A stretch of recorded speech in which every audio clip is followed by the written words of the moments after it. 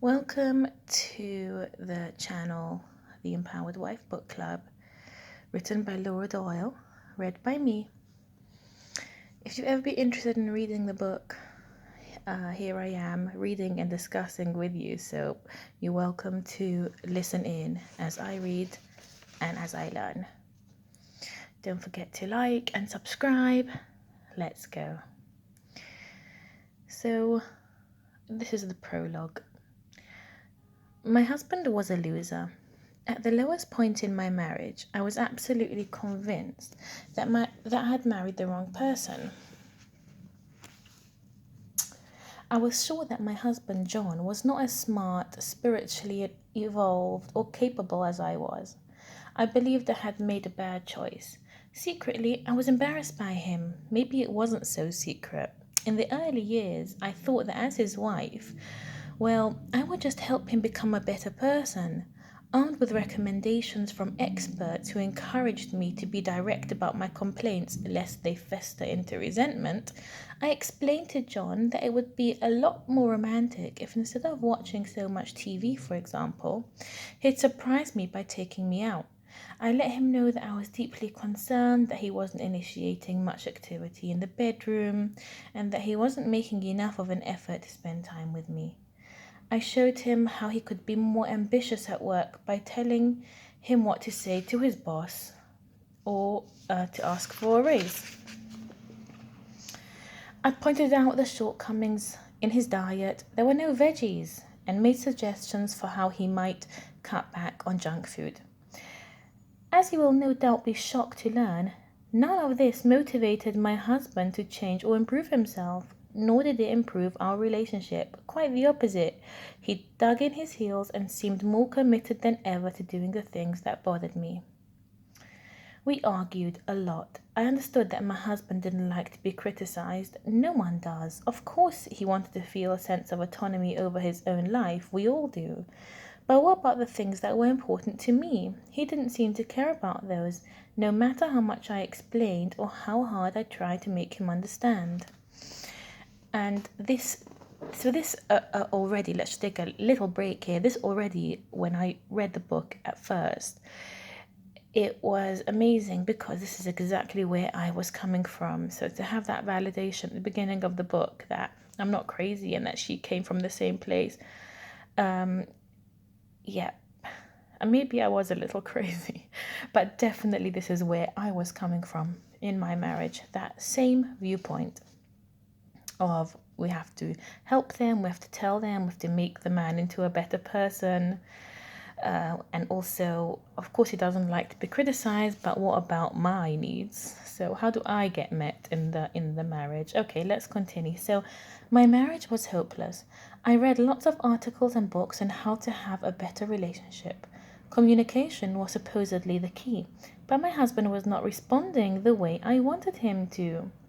This is such a big one. Communication is key. Ugh. He didn't even seem to be listening. Most of the time, I felt that he was just tuning me out, which was infuriating. How could he be more interested in watching a rerun than talking to me or even making love? 6 years into the marriage, it was clear that my husband would never do the things that he knew because I'd told him would improve our relationship and make me happy. So he'd never do those things. It was the source of near constant bickering and several knockdown, drag out fights. I insisted we go to marriage counseling and he reluctantly agreed, but 6 months later, our problems had only gotten worse. I realized that my husband was never going to open up about his feelings or help out more around the house or make an effort to spend time with me or say the tender, loving things I craved. I felt trapped. I was deeply hurt and afraid that I would never have the kind of marriage I'd envisioned. One where we'd have long talks, enjoy lots of physical passion, and laugh together. At least, not while I was married to him. Okay. Next, what no one ever taught us. No one signs up for an okay relationship. No one gets married because they don't have enough hard work already. You made a vow because you wanted to love and be loved, to have a sense of family. to know that there's someone in the world who will worry about you if you don't come home at the usual time. You signed up for marriage because you believed you had found someone you could truly count on, and because you felt so good and happy in the company of your beloved that you wanted that person by your side forever. But most couples struggle with a divorce every 13 seconds in the US, and many more unhappy marriages limping along. Millions of couples are at risk of expensive legal battles and crippling heartache. Maybe some of this sounds familiar, but what if your marriage is in trouble not because you married the wrong person, but because, like me, you didn't get any training on how to have a good relationship? Like anything else worthwhile in life, a happy relationship takes skill. No one is born knowing how to have a happy marriage. You probably got to see your parents' marriage growing up, but if they were divorced or unhappy, you were following a failed recipe. Imagine if we gave out driver's license the same way we do marriage license. What if we just tossed the car keys to a teenager as soon as she turned 16 with no instructions? She'd probably crash the car and from that experience decide that driving is hard, scary, and dangerous, and she'd be right. Okay, this is so true. It's like we just get married without the instructions of the skills that are required. And then many people end up with a marriage car crash, so to speak. Of course, that's not what we do. We require our prospective driver to learn the rules of the road, take a written test, practice driving with an instructor, and take a behind the wheel test. If she demonstrates proficiency, then she gets a license to drive a car. When it comes to relationships, most people get no instruction at all. So why are we surprised when so many of them crash? This is insane, guys. It doesn't have to be that way. Once you learn the 6 intimacy skills, marriage, like driving, is a pleasant ride over a smooth road. How I got empowered. The road early in my marriage was not smooth, and the ride was anything but pleasant. Finally, we were at an impasse. My husband wouldn't put in the effort to make things better, and I was already doing everything I could think of. So how could I expect any improvement in the future? It was hopeless. I'd threatened divorce many times in my desperation to get his attention, to wake him up. Now it seemed clear that divorce was truly the only answer. I would never be happy in this marriage. There was just one problem. I was too embarrassed to get divorced. My family and friends had been at our wedding not so many years before. I'd been so happy on that day, proud to be marrying such a smart, talented, handsome, and funny guy. I don't want everyone to know how bad things had I didn't want everyone to know how bad things had gotten, especially since I'd been acting as if everything was fine. John and I would have a big fight on the way to a party, for instance, then pretend all was well when we got there. It was a big secret that things were falling apart, or so I told myself. If we got a divorce, everyone would find out that I'd made a big mistake. They would all see that I had failed, and that was too humiliating to contemplate. So instead of filing for divorce, I made one last ditch effort. And thank God she did, because her work is amazing. I decided to ask women who had been married for at least 15 years, which seemed like an eternity, what their secret was. How had they stayed married for so long? How did they make it work? What made a happy marriage? I went into this inquiry believing that these women had better husbands than I did. That was how they made it work. I was sure I'd find out, and that would be the reason my questions were futile. But I was wrong. It was only the beginning of me being wrong. I was in for a real shock. What these women told me was so contrary to what I thought I knew about relationships that it didn't even make sense. But I was desperate to avoid the cost, pain, and embarrassment of a divorce, so I decided to give their suggestions a go. When some of their seemingly crazy recommendations actually worked, I was amazed. That's when I had the first clear glimpse of how I'd contributed to the suffering in my home. The bad news was that I was definitely part of the problem and not the perfect wife I thought I was.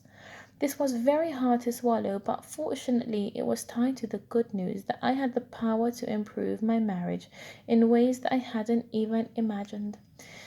When I took a different approach, my husband had a much different response. This was a breakthrough. Instead of feeling like a victim of his stubborn, uncooperative behavior and mistreatment, I could finally see how I'd been pressing levers that I didn't even know existed.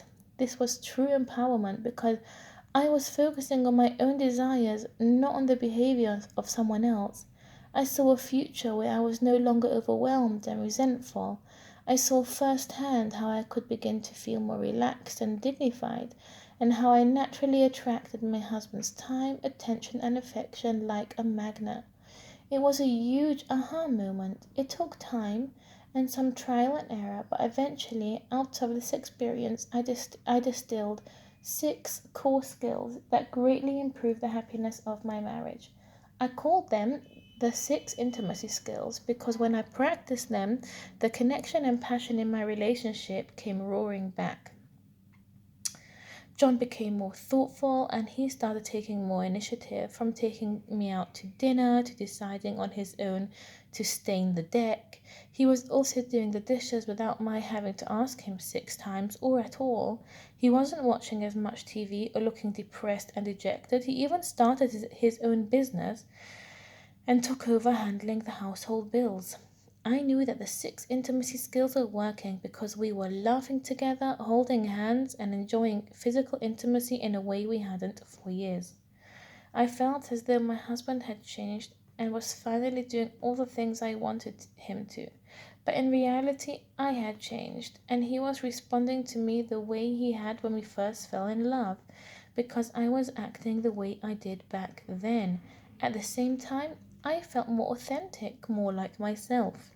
Once I figured out I had the power to take my relationship from distant and tense to playful and passionate, I wanted to show all my girlfriends that they had that power too. I persuaded several of my friends with hopeless husbands to try some of the things I had been learning, and they also saw impressive dramatic results. One husband came home early from work just to be with his wife, while another started painting the family room, a chore they'd been arguing for months. Still, another friend got to go on the most romantic trip of her life after her formerly unambitious spouse won a sales contest at work. Seeing the results, which were breathtaking, inspired me, and they kept me motivated. Every time I heard myself telling a friend how to use one of my newfound skills, it upped my commitment a little more and reinforced my new behavior. When I was tempted to go back to my old ways, I felt the weight of responsibility, knowing that those friends were counting on me to practice what I preached. I knew I had to be accountable to them, and knowing that kept me more focused than I would have ever been on my own. Word spread. Dozens, then hundreds of women came to me for help. I showed them all the 6 intimacy skills, and the results were always the same. When a woman learned and practiced these skills, her relationship improved dramatically in about 2 weeks. Talk about feeling empowered. Today, there are thousands of empowered wives practicing the 6 intimacy skills all over the world. These women often say to me, I feel like I have a new husband. Of course they don't. What they do have is a new marriage. These women are passionate about the 6 intimacy skills because these skills have helped them create the marriage they dreamed of having when they said, I do. So, that's what we're going to read for today.